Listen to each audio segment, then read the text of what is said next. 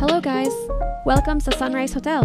Ngayong araw ang opisyal na pagbubukas ng aming hotel, kaya inaanyayahan namin kayo na panoorin ang aming hotel tour sa vlog na ito.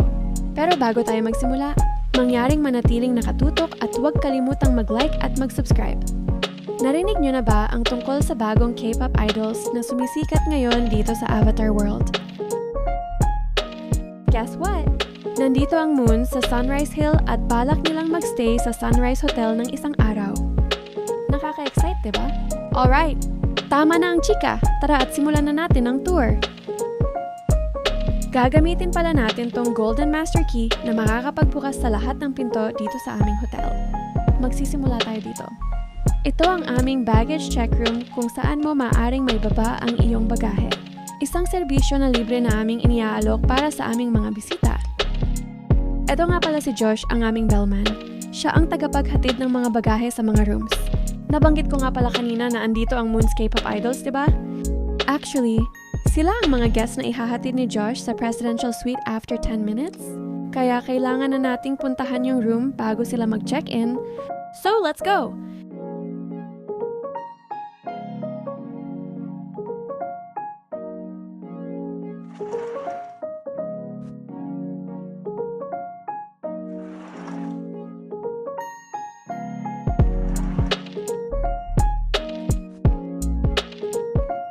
Andito tayo ngayon sa third floor kung saan matatagpuan ang aming presidential suite. Meron itong connecting door papunta sa aming deluxe room. Alright, silipin na natin ang aming presidential suite. Kung ready na kayo, maglagay lang ng rocket emoji sa comment section. And i-press ang bell notification para laging updated sa mga bagong uploads. Ito ang Sunrise Hotel's Presidential Suite. Meron itong bathroom, kitchen and dining, living room, and a bedroom.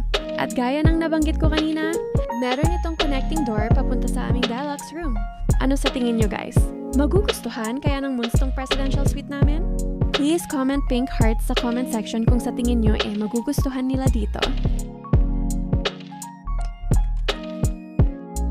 Ngayon naman, silipin natin ang aming deluxe room. Meron din itong sariling pinto sa corridor na matatagpuan sa kabilang bahagi ng pasilyo para dun sa mga ayaw ng connecting rooms pero gusto ng privacy sa loob ng isang room. Meron itong bathroom, twin beds with partition,